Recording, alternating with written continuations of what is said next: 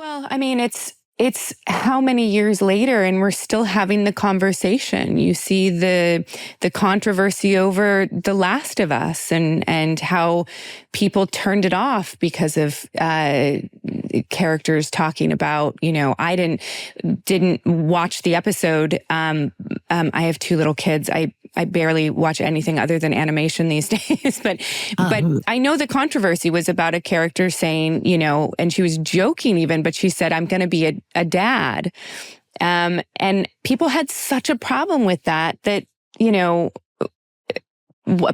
actor I know underneath that post on Instagram said that he was offended by the storyline.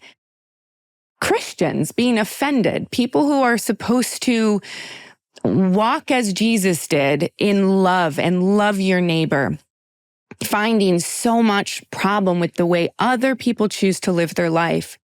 It just blows my mind, and it really breaks my heart that we're still having problems today.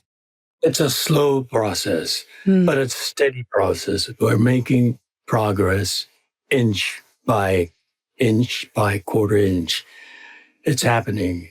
And it's so important for us to be strongly optimistic, because if you're pessimistic, you've lost already. The game is over.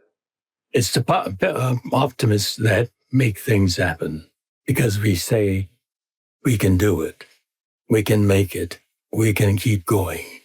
And even now, in the political climate that we're in right now, and you see so many people hell-bent on stripping rights away from people that fought so hard for them in the first place, even now you have to stay optimistic. It's a horrific time. But I remember talking with my father about what it was like during the Second World War for Japanese Americans. The whole world, all of America was crashing in on them. Immediately, my parents happened to be walking down the sidewalk in front of our house, and they were attacked.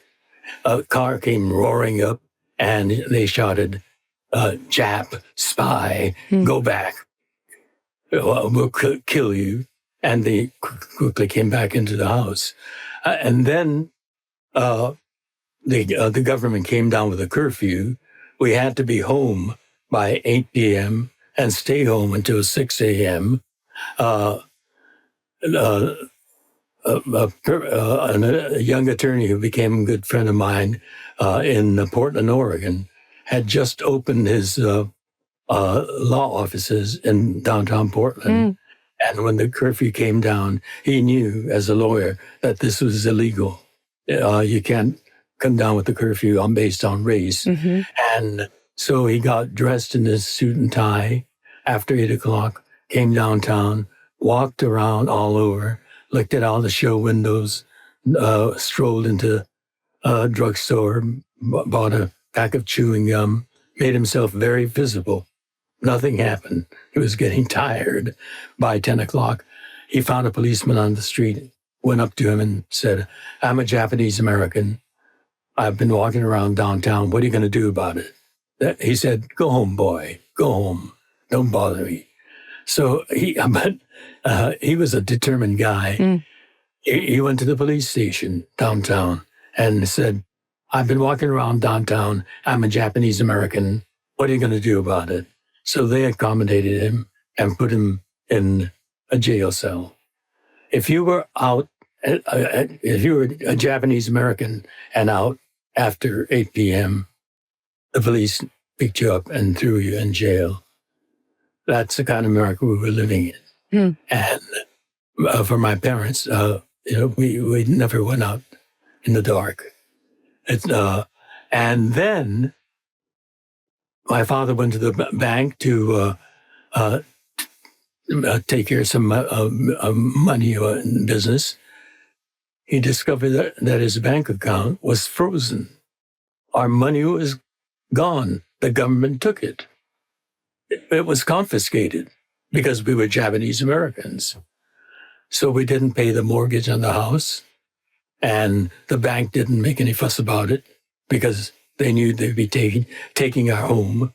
And sure enough, the soldiers came, and for them it was devastating to have everything taken from you, nothing, including the last penny in our bank account. It was a horrible time. And then after a year of imprisonment, the government realized that we had a wartime manpower shortage. And here are all these young men and women that they could have had, but they categorized as enemy alien and locked us up. How do we justify recruiting them as soldiers in the U.S. Army? They came down with a loyalty questionnaire.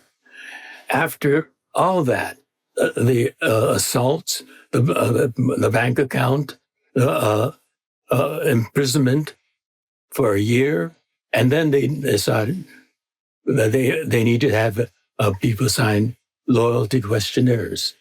There are two key questions that they had to have yes answers to.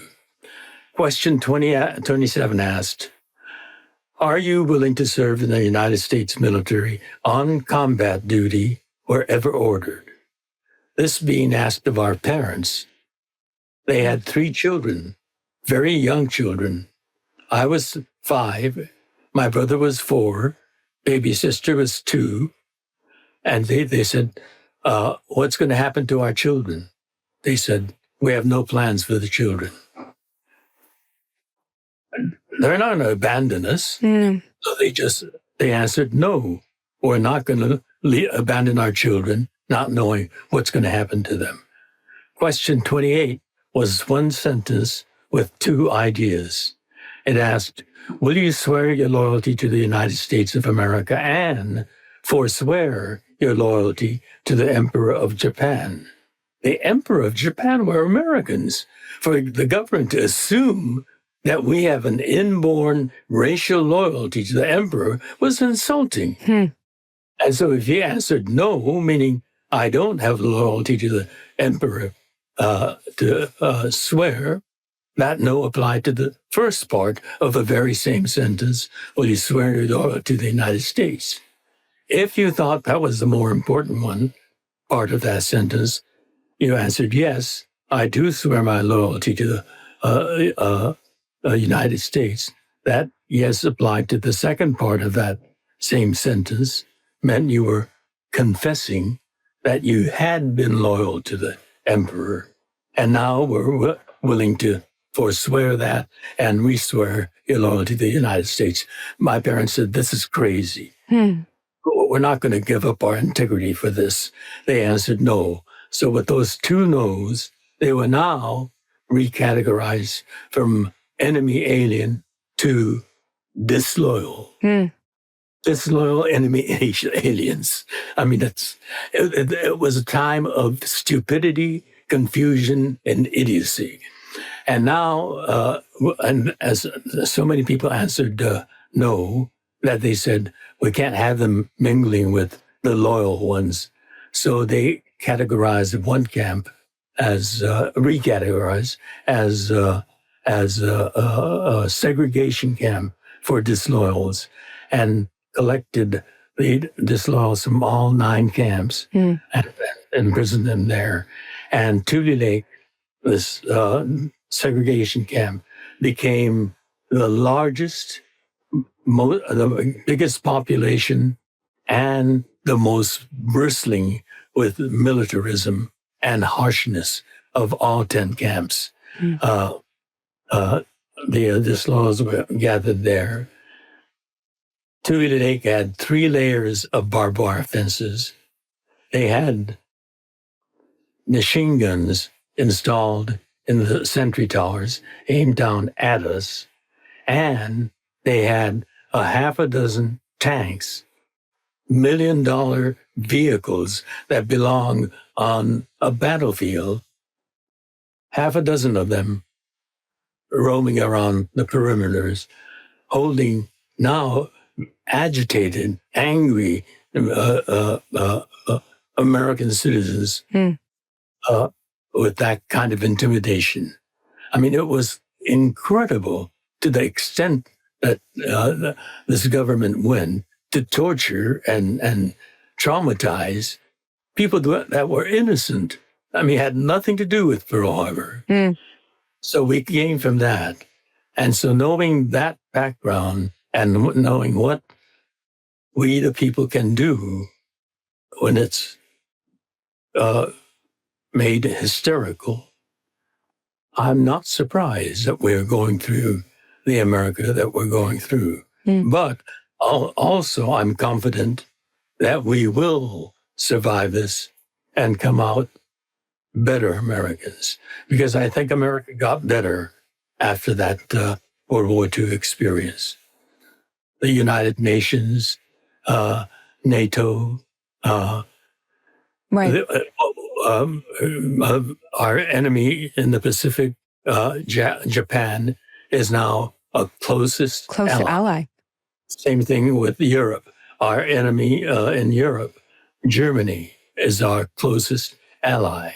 So, yes, I'm optimistic. We will overcome what we're dealing with now.